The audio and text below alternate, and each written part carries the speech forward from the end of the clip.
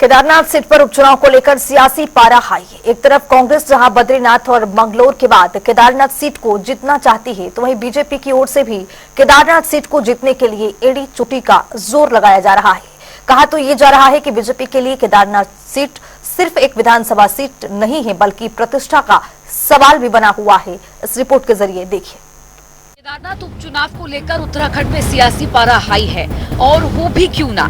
अयोध्या और बद्रीनाथ में हार के बाद बीजेपी अब केदारनाथ सीट को किसी भी हालत में गंवाना नहीं चाहती, जिसके लिए बीजेपी एड़ी चोटी का जोर लगा रही है।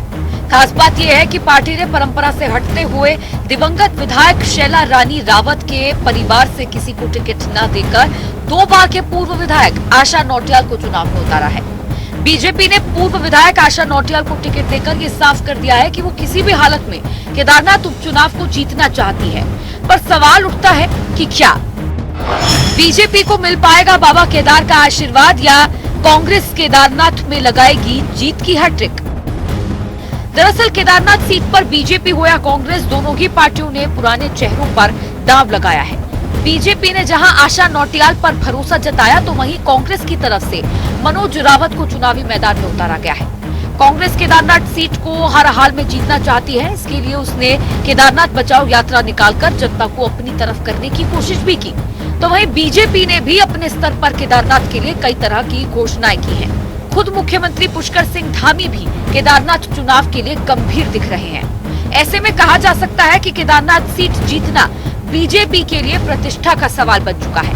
हालांकि केदारनाथ सीट पर कौन सी पार्टी जीतेगी, इसका फैसला केदारनाथ के 90,540 मतदाता करेंगे। ग्राफिक्स के जरिए समझते हैं केदारनाथ सीट का समीकरण। कुल मतदाता 90,540, पुरुष मतदाता 44,765, महिला मतदाता 75,775, सर्विस वोटर्स 2,249। उपचुनाव में केदारनाथ से जुड़े कई मुद्दे हैं, जिन पर कांग्रेस सरकार को घेरने की तैयारी में है।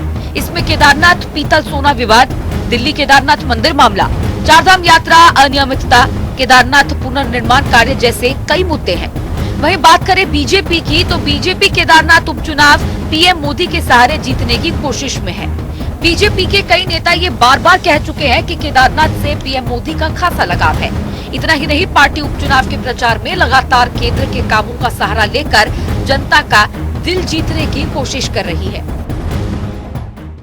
कि वो चुनाव बहुत ही ऐसी परिस्थिति में हो रहा है जब वहां से हमारी जो विधायक थी आदरणीय शैला रानी, उनका दुखद रूप से हमारे बीच से चली गई, और इस परिस्थिति में हो रहा है। और केदार धाम माननीय प्रधानमंत्री जी के प्रधानमंत्री बनने के बाद जिस प्रकार से उसका नवनिर्माण हुआ है, पुनर्निर्माण हुआ है, एक भव्य केदार और दिव्य केदार बना है, निश्चित रूप से वो हमारे प्रधानमंत्री जी के बहुत हृदय के निकट है। उस स्थान का एक आस्था और श्रद्धा का एक बड़ा केंद्र है। तो वहाँ के लोग विकास जो वहाँ पर हुआ है, उस विकास को आगे बढ़ाएंगे। पिछले दिनों जो आपदा आई थी वहाँ पर, उस आपदा में भी जिस प्रकार से तेजी से काम हुआ है, सब लोगों ने देखा है। और मैंने भी कहा है, वहां जाकर भी कहा था, पहले भी कहा था कि जितने समय तक केदारनाथ क्षेत्र को नया विधायक नहीं मिल जाता, मैं भी उनके विधायक के रूप में काम करूंगा। केदारनाथ सीट का क्या इतिहास रहा है, ग्राफिक्स के जरिए जानते हैं। आशा नौटियाल भारतीय जनता पार्टी जीत, शैला रानी रावत कांग्रेस हार। साल 2007 में केदारनाथ विधानसभा चुनाव परिणाम, भारतीय जनता पार्टी आशा रानी नौटियाल जीती, कांग्रेस कुंवर सिंह नेगी हारे। साल 2012 केदारनाथ विधानसभा चुनाव परिणाम, कांग्रेस शैला रानी रावत जीती, भारतीय जनता पार्टी आशा नौटियाल हारी। 2017 केदारनाथ विधानसभा चुनाव परिणाम, कांग्रेस मनोज रावत जीत, निर्दलीय कुलदीप रावत हार। 2016 में कांग्रेस में भारी बगावत हुई और शैला रानी रावत ने बीजेपी का दामन थाम लिया। 2017 के चुनाव में बीजेपी ने आशा नौटियाल का टिकट काटकर शैला रानी को अपना प्रत्याशी बनाया। आशा नौटियाल निर्दलीय लड़ी और इसका फायदा कांग्रेस प्रत्याशी मनोज रावत को पहुंचा। 2017 में मोदी लहर के बावजूद मनोज रावत कांग्रेस को इस सीट से जीत दिलाने में कामयाब रहे। उन्होंने निर्दलीय प्रत्याशी कुलदीप रावत को करीबी अंतर से मात दी। 2022 केदारनाथ विधानसभा चुनाव परिणाम, शैला रानी रावत बीजेपी जीत, कुलदीप रावत निर्दलीय हार। 2022 में बीजेपी ने फिर से शैला रानी रावत को उम्मीदवार बनाया। उन्होंने निर्दलीय कुलदीप रावत को हराकर बीजेपी को जीत दिलाई। हालांकि इस साल जुलाई में केदारनाथ सीट पर बीजेपी की विधायक शैला रानी रावत के निधन से ये सीट खाली है, जिसके बाद अब यहाँ उपचुनाव कराए जा रहे हैं, जिसे बीजेपी किसी भी हाल में जीतना चाहती है।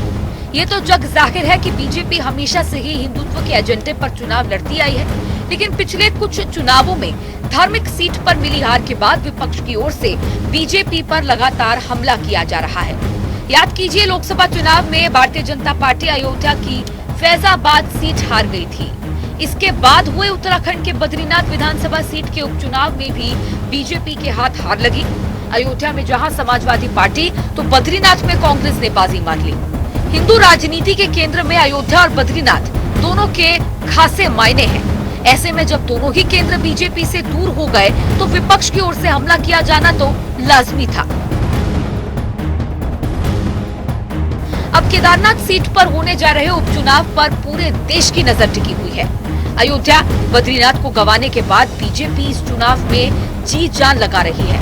अब ये देखने वाली बात होगी कि क्या एक बार फिर आध्यात्मिक सीट पर बीजेपी को हार का मुंह देखना पड़ेगा या फिर केदारनाथ की जीत के साथ ही बीजेपी का खोया हुआ वर्चस्व लौटेगा। स्पेशल डेस्क, जनता टीवी।